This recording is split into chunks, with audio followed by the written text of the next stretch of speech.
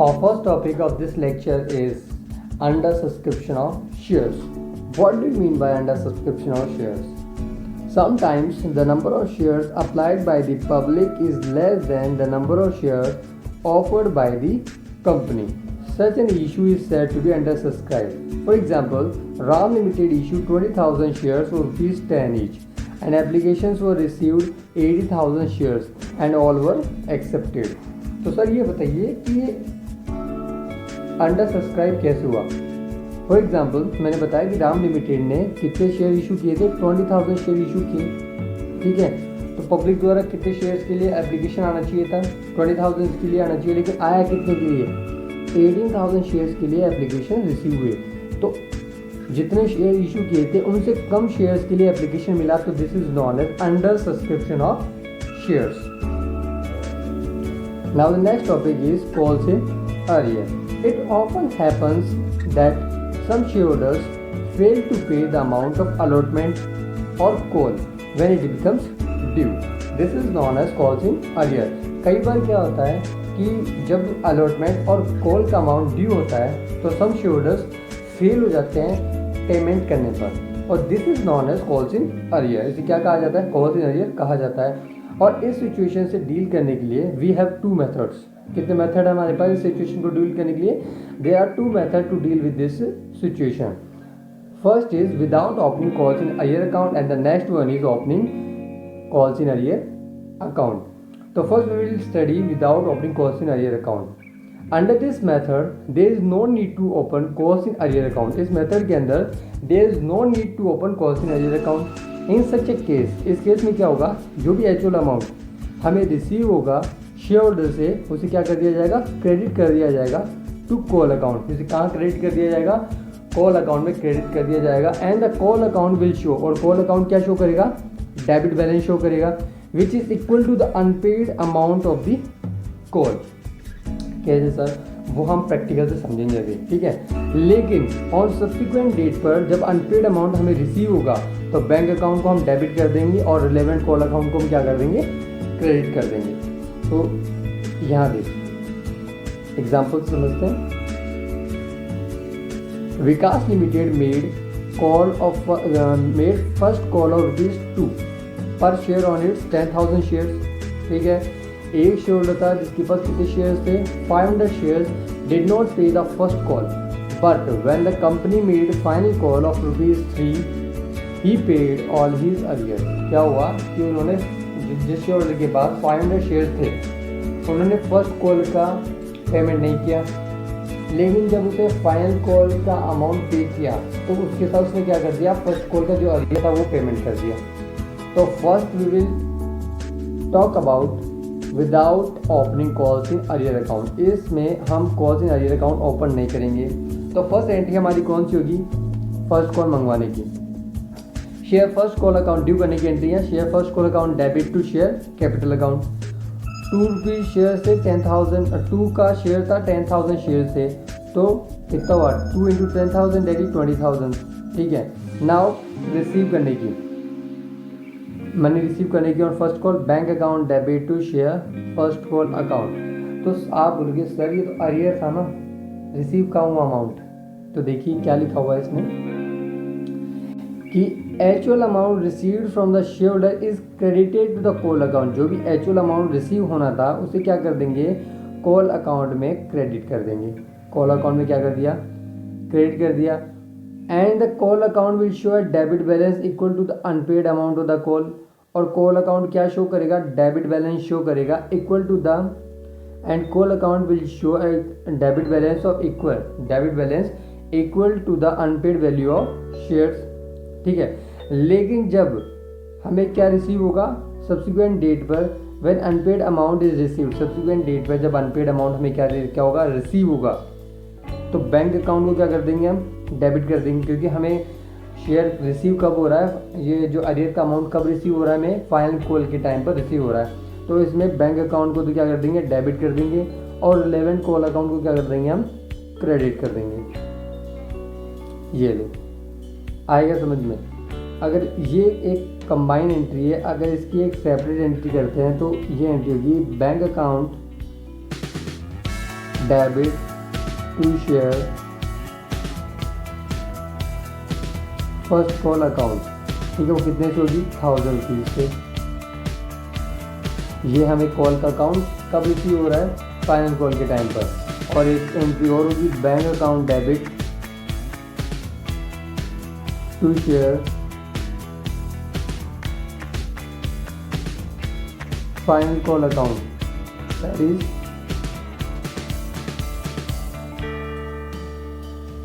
30,000। तो combine entry में bank तो कंबाइन हो जाएगा 1 और 31,000, और to share capital, to share first call account और to share final call account, जहाँ पे एंट्री हो जाएगी। आया समझ में।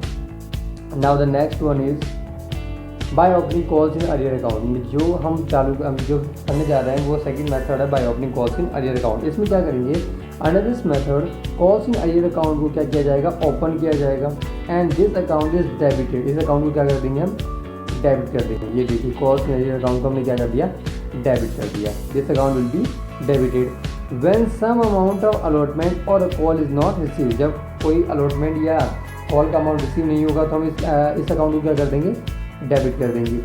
ऑन लेटर डेट, जब हमें ये अमाउंट रिसीव होगा, जब लेटर डेट पे, या हम बोले कि फर्स्ट कॉल का जो अरियर था हमें फाइनल कॉल पर रिसीव हो रहा है, तो when the arrear amount is received, तो हम क्या कर देंगे, बैंक अकाउंट इज डेबिटेड। ये क्या कर देंगे हम, जो बैंक अकाउंट है उसे क्या कर देंगे, डेबिट कर देंगे। And calls in arrear account is credited, और ये देखिए कॉल्स इन अरियर अकाउंट को क्या कर दें हम, क्रेडिट कर देंगे। वही कंबाइन एंट्री है भी, ठीक है। तो इसको सेपरेट कर लेंगे। तो ये हो गया कि बैंक अकाउंट को डेबिट कर देंगे, कॉल्स इन अरियर अकाउंट को क्या कर देंगे हम, क्रेडिट कर देंगे। आइए समझ लो। Now the next one is interest on calls in arrear. क्या होता है, what do you mean by interest on calls in arrear. कई बार मैंने बताया कि अगर आप अरियर जब कॉल पे नहीं करते तो उसे क्या कहते हैं, कॉल्स इन अरियर कहते हैं, ठीक है। द कंपनी इज ऑथराइज, तो company is authorise to charge interest on calls in arrear at a specified rate, जो भी मेंशन है आर्टिकल में, from the due date to the date of actual payment. Due date से लेके actual payment तक क्या जो भी मंथ डेज काउंट करेंगे और उसकी बेसिस पे आपके क्या लगे, इंटरेस्ट चार्ज करेंगे। But if article are silent, लेकिन अब क्या है, आर्टिकल क्या है, साइलेंट है। टेबल ए को अप्लाई शैल बी एप्लीकेबल, तो टेबल ए क्या हो जाएगी, एप्लीकेबल हो जाएगी, और उसके according interest at the rate 5% shall be charge. क्या होता है देखिए,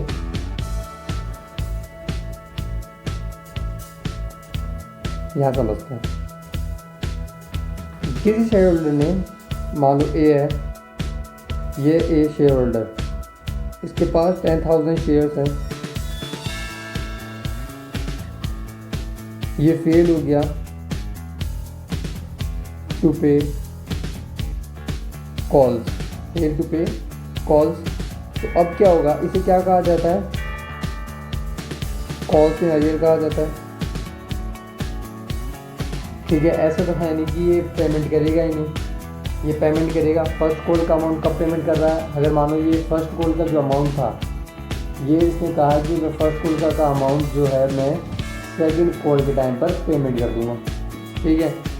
तो अब क्या किया जाएगा, इस कॉल्स अरियर पर इंटरेस्ट चार्ज किया जाएगा। क्या किया जाएगा, इंटरेस्ट चार्ज किया जाएगा। कहाँ से कहाँ तक इंटरेस्ट चार्ज किया जाएगा, ड्यू डेट से लेकर एक्चुअल पेमेंट तक। जब तक आप एक्चुअल पेमेंट करेंगे कॉल्स इन अरियर का, तब तक आपके ऊपर क्या किया जाएगा, इंटरेस्ट चार्ज किया जाएगा। और अगर यहाँ देखिए तो मिस्टर ए कब पेमेंट कर रहे हैं, सेकंड कॉल के टाइम पर। तो याद रखना, फर्स्ट कॉल की ड्यू डेट से लेकर सेकंड कॉल की पेमेंट तक आप पे क्या किया जाएगा, इंटरेस्ट चार्ज किया जाएगा। तो यही कह रहा है कि कौन सी रेट पर किया जाएगा। अगर आर्टिकल में जो दे रखी है रेट, या तो उस पर चार्ज किया जाएगा, लेकिन अगर आपका आर्टिकल साइलेंट है तो टेबल ए एप्लीकेबल हो जाएगी आपके ऊपर, according to which interest at the rate 5% will be charge. कितनी चार्ज होगी, 5% per annum will be charge. और इसके लिए क्या जनरल एंट्रीज पास करनी होगी, on making due the interest on calls in arrear. Interest on calls in arrear का amount due करने की एंट्री क्या होगी, sundry members account debit to interest on calls in arrear account. जब interest on calls in arrear account receive हो जाएगा तो bank account debit कर देंगे और सन्ड्री मेंबर्स अकाउंट को क्रेडिट कर देंगे। Now on transfer of interest on calls in arrear to statement of PNL account, interest on calls in arrear का अमाउंट कहाँ ट्रांसफर कर रहे हैं, पीएनएल अकाउंट में ट्रांसफर कर रहे हैं at the end of accounting period के टाइम पर। तो क्या एंट्री होगी, interest on calls in arrear account debit to statement of PNL account. आया समझ में? ठीक है। और now the next topic is calls paid in advance. क्या है? Calls paid in advance. तो आइए देखते हैं what do you mean by calls paid in advance. A shareholder may sometimes pay a part of whole or the amount not yet called upon his share in order to save himself from the trouble of paying different calls at different times. By this amount, future calls is received in advance by the company. ठीक है। When the amount of calls in advance is received, it is credited to a newly opened account calls in advance account. चलो इसे समझते हैं क्या होता है। देखो, a shareholder may sometimes pay a part or whole of the amount not yet called upon his shares in order to save himself from the trouble of paying different calls at different times. कई बार क्या होता है कि shareholders या तो part में या whole amount, जैसे मान लो आपके पास कितने इंस्टॉलमेंट बनते हैं एप्लीकेशन पर, अलॉटमेंट पर पेमेंट करना होता है, फर्स्ट कॉल पर और ये आ गई फाइनल कॉल पर। ठीक है। तो एप्लीकेशन का अमाउंट आपने पेमेंट कर दिया, ठीक है। लेकिन कई बार क्या होता है कि ट्रबल होती है कि हर बार याद रखना कि पेमेंट करना आपके पास पैसे हो या ना हो, या एक कई लोगों की क्या ट्रबल लगती है कि हर बार पेमेंट करना, कॉल जो भी कॉल्स होती हैं इनका क्या करना, पेमेंट करना। तो इस ट्रबल से बचने के लिए वो क्या करते हैं, कई बार अलॉटमेंट के पेमेंट के साथ ही फर्स्ट कॉल का और फाइनल कॉल का अमाउंट क्या कर देते हैं, एक साथ पेमेंट कर देते हैं। ठीक है। In order to save himself from the trouble of paying different calls at different times, कौन सी ट्रबल से बचने के लिए, डिफरेंट कॉल्स को डिफरेंट टाइम पर पेमेंट करने की ट्रबल से बचने के लिए वो क्या करते हैं, एक ही टाइम पर इनका पेमेंट कर देते हैं। This is known as calls in advance. By this amount of future calls received in advance the company, देखो when the amount of calls in advance है रिसीव, जब कॉल्स इन एडवांस का amount आपको share holder के द्वारा company को receive होता है, उसे कहाँ क्रेडिट कर दिया जाता है, न्यूली ओपन अकाउंट में क्रेडिट कर दिया जाता है, जिसे कहते हैं कॉल्स इन एडवांस अकाउंट। आया समझ में? और उसके लिए एंट्री क्या करेंगे, जब कॉल्स रिसीव्ड इन एडवांस, जो भी कॉल्स शेयर होल्डर द्वारा कंपनी को रिसीव हो जाती है एडवांस में, तो क्या एंट्री करेंगे, bank account debit to calls received in advance, calls in advance account. Or in future, when the call is made by the director, the following entry will be passed. और future में आप क्या करेंगे, future में call due तो करनी पड़ेगी, क्या करेंगे, कॉल्स ड्यू करेंगे, तो share call account debit to share call account debit to share capital account. ठीक है, ये ड्यू करने की एंट्री थी। अब जब क्या करेंगे, जब रिसीव करने का टाइम होगा, हमने तो पेमेंट पहले से कर दिया, कॉल्स एडवांस में पेमेंट कर दी, तो क्या करेंगे, एडजस्ट करेगा। कौन करेगा एडजस्ट, जो डायरेक्टर्स होंगे कंपनी में, क्या करेंगे, इस कॉल को एडजस्ट करेंगे। कैसे, bank account debit calls in advance account debit to share capital account. आया समझ में? ये एडजस्ट करने की एंट्री है। Now the next topic is interest on calls in advance. हमने जो पेमेंट कर दिया है एडवांस में जितने भी कॉल्स का, उस पर क्या मिलेगा हमें, जो शेयर होल्डर्स ने क्या मिलेगा, इंटरेस्ट मिलेगा। देखिए क्या होता है इसका मतलब, if a company is authorised by its article to accept calls in advance, ठीक है, articles must also state the rate of interest on calls in advance. If the company has adopted table A, it is required to pay 6% on the amount of calls in advance. This interest is payable even if there is no profit, there are no profits, or no dividend is payable on calls in advance since the amount of calls in advance is not a part of share capital. आइए समझते हैं क्या होता है इसका मतलब। देखिए क्या होता है, अगर कंपनी ऑथराइज है अपने आर्टिकल से, किससे ऑथराइज है, अपने आर्टिकल से, कि वो क्या एक्सेप्ट कर सकती है, कॉल्स एडवांस में एक्सेप्ट कर सकती है। तो आर्टिकल क्या स्टेट करेगा, the rate of interest on calls in advance भी आपको क्या करेगा, स्टेट करेगा, क्योंकि आपको वो अथॉरिटी दे रहा है to accept calls in advance. If the company has adopted table A, अगर कंपनी ने क्या अडोप्ट कर रखा है, टेबल ए अडोप्ट कर रखा है, तो इट इज़ रिक्वायर्ड टू पे, तो कंपनी को क्या पेमेंट करना पड़ेगा, कंपनी को कॉल्स पर इंटरेस्ट पेमेंट करना पड़ेगा eight the rate 6% per annum, ठीक है। और this interest is payable even if there are no profit, अगर कंपनी को प्रॉफिट होगा या लॉस होगा तभी भी आपको क्या करना पड़ेगा, इंटरेस्ट का पेमेंट करना पड़ेगा। नेक्स्ट टॉपिक क्या है इसके अंदर, नेक्स्ट लाइन है, no dividend is payable on calls in advance. मान लो आपके पास कॉल्स इन एडवांस आ रखी है तो उस पर आपको डिविडेंड देने की ज़रूरत नहीं है, क्योंकि the amount of calls in advance is not a part of share capital, क्योंकि जो कॉल्स इन एडवांस हमें रिसीव हो जाती है वो is not a part of share capital का पार्ट नहीं होती, इसलिए आपको डिविडेंड देने की ज़रूरत नहीं पड़ती। Now the entries for recording interest on calls in advance on making due. अब पहली एंट्री करेंगे ड्यू करने की entry, interest on calls in advance करने की ड्यू की एंट्री करेंगे। Interest on calls in advance account debit to sundry members account.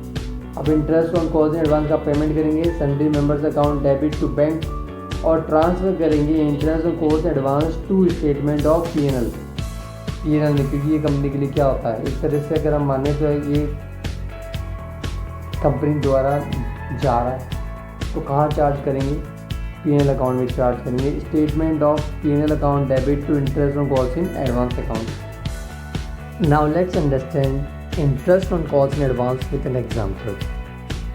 RAM Limited issued 40,000 shares or ₹10 each payable as follows. Application पर 2.5, allotment पर 2.5, first call पर 2, second call पे 3।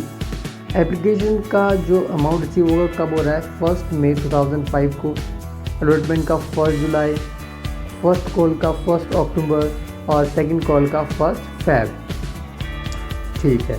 All the shares were subscribed and amount received, shares were subscribed and amount received. Shyam, who had 800 shares, paid the amount of first call and second call with allotment.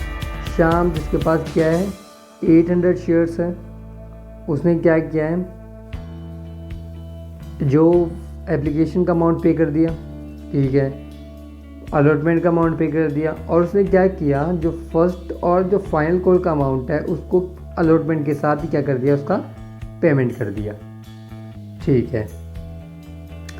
The interest was paid to Shyam on 1 Feb, और interest उसको कब मिलेगा, शाम को interest कब मिलेगा, 1 Feb को interest मिलेगा। Company close it's books every year on 31 मार्च को क्या करती है कंपनी, अपनी बुक्स ऑफ अकाउंट को क्या करती है, क्लोज करती है।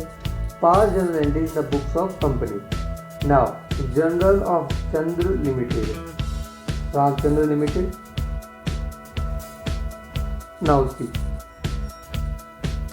सबसे पहले जो हम एंट्री करने जा रहे हैं वो एप्लीकेशन मनी रिसीव करने की, क्या एंट्री करेंगे, एप्लीकेशन मनी रिसीव करने की क्या एंट्री करेंगे, bank account debit to share application account, ठीक है। Bank account debit share application account कितना रिसीव हो रहा है एप्लीकेशन पर, अमाउंट 2.5 इंटू 40,000, फर्स्ट मई को रिसीव हो रहा है कितना, 2.5 इंटू 40,000, दैट इज 1 लाख, ये हमें रिसीव हो गया। नाउ अब तो मैंने क्या बताया था पहले लेक्चर में कि share application is a part of share capital account, तो इसे क्या करेंगे, शेयर एप्लीकेशन के अमाउंट को शेयर कैपिटल अकाउंट में क्या करेंगे, ट्रांसफर करेंगे, तो एंट्री करेंगे share application account debit to share capital account 1 lakh से, ठीक है। नाउ नेक्स्ट इज, अब हम अलॉटमेंट की एंट्री करेंगे। अलॉटमेंट ड्यू करने की एंट्री कब होगी, अलॉटमेंट ड्यू करने की एंट्री होगी 1 जुलाई को विथ 2.5 इंटू 40,000। अब अलॉटमेंट ड्यू करने की एंट्री क्या होती है, share allotment account debit to share capital account, that is 2.5 into 40,000, that is 1 lakh से ड्यू करने की एंट्री है। नाउ ड्यू करने के बाद में अब रिसीव करने की एंट्री की 1 जुलाई 2005 को क्या एंट्री करेंगे, bank account debit to share allotment account, कितने से होनी है, 1 लाख से।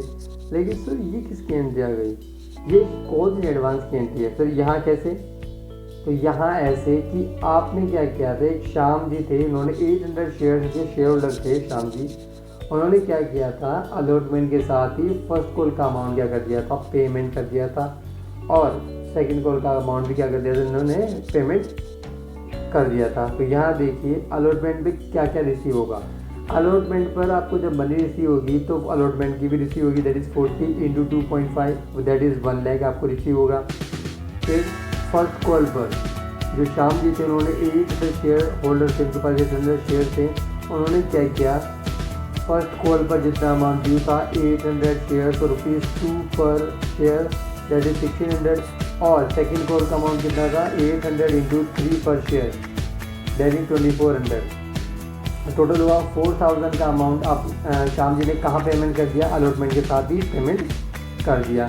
तो इसकी एंट्री क्या करेंगे, इसकी एंट्री करेंगे bank account debit share allotment account debit to share कॉस्ट इन एडवांस। एडवांस में कितना पेमेंट मिल गया, 4000 का एडवांस में पेमेंट मिल गया, कब, किसके साथ, अलॉटमेंट के साथ ही मिल गया।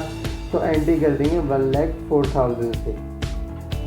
आई समझ में। अब करेंगे हम फर्स्ट कॉल की एंट्री, दैट इज 1 अक्टूबर को होगी है।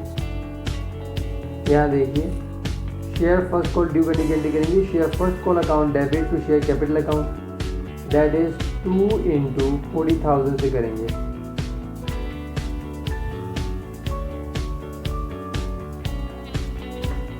ठीक है, वो हो जाएगी 80,000 से 2 × 40,000 80,000 की ड्यू करने की एंट्री।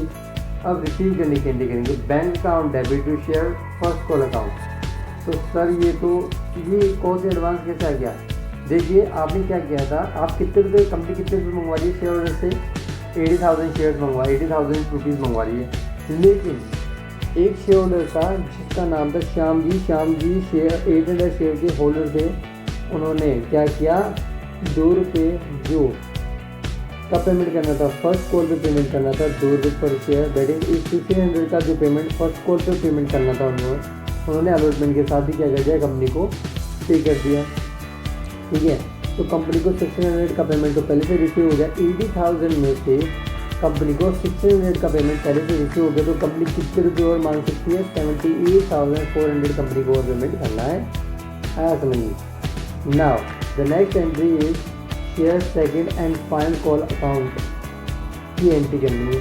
तो क्या एंट्री होगी, ड्यू करने की एंट्री करो, share second and final call account debit to share capital account, वही 3 पर शेयर है, तो 40,000 से हो जाएगा। Share second and final call account debit to share capital account 1,20,000। अब क्या है कि हम जो मैंने पहले बताया था, वापस बता रहा हूँ, एक शेयर होल्डर था श्याम जी जिसके पास 800 शेयर थे, उसको कॉल पर ₹3 पर शेयर की कॉल थी, ₹3 की कॉल थी, उसको पेमेंट करना था 800 का, 800 × 3 दैट इज 2400 का पेमेंट करना था सेकंड कॉल पर। लेकिन उन्होंने क्या किया, एडवांस में पेमेंट कर दिया, कब, अलॉटमेंट के साथ।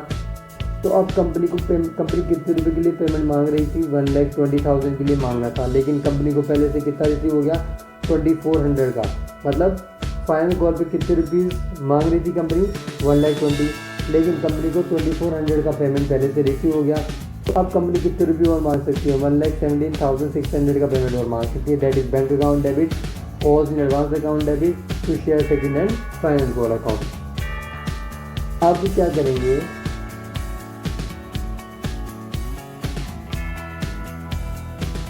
अब हमारे को क्या रिसीव होगा, हमने सब सारा पेमेंट क्या कर दिया, एडवांस में पेमेंट कर दिया। अब एडवांस में पेमेंट करने के बाद में हमें इंटरेस्ट मिलेगा, कौन देगी, कंपनी देगी इंटरेस्ट का पेमेंट, किसे देगी, शेयर होल्डर को देगी। ठीक है, तो उसके लिए क्या एंट्री करेंगे, ऑन ड्यू करने की एंट्री करो, इंटरेस्ट ड्यू करने की एंट्री क्या करेंगे, इंटरेस्ट ऑन कॉस्ट in advance account debit to sundry members account, ये ड्यू करने की एंट्री होती है। ठीक है, ये कर देंगे हम 108 से। ये बताइए सर ये 108 आया कहाँ से, मुझे तो समझ में नहीं आई, 108 आपने कहाँ से लिख दिया। तो आइए समझते हैं 108 आया कहाँ से। पहले ही देखिए कि आपका जो पेमेंट होना है, जो फर्स्ट कॉल आपने एडवांस में पेमेंट की है, फर्स्ट को यहाँ देखिए,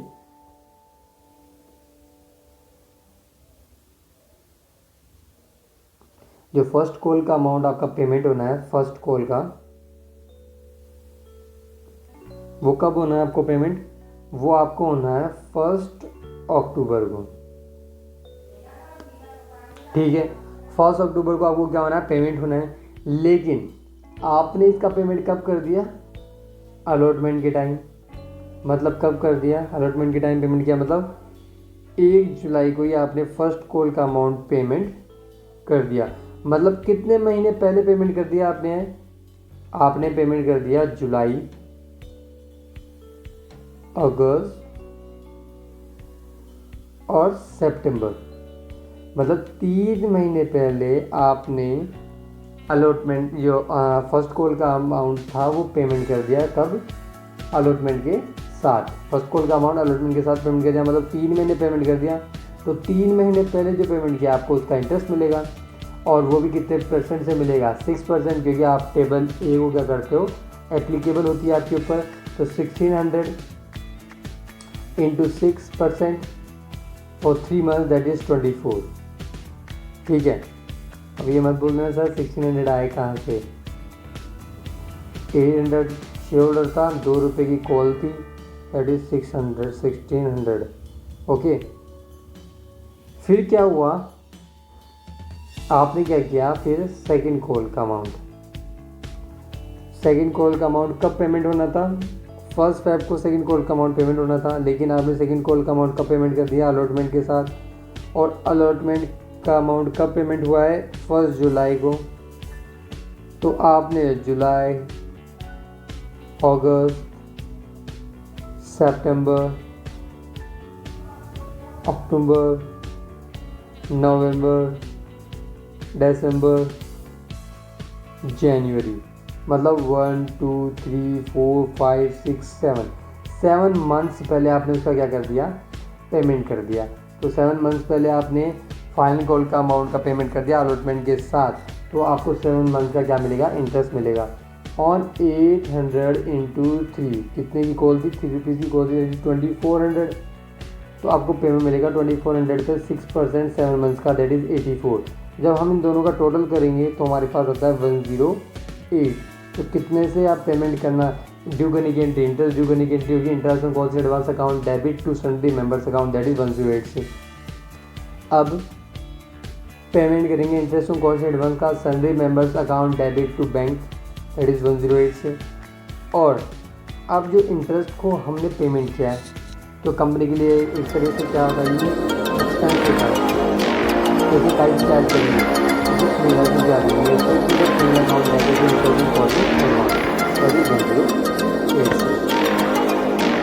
एज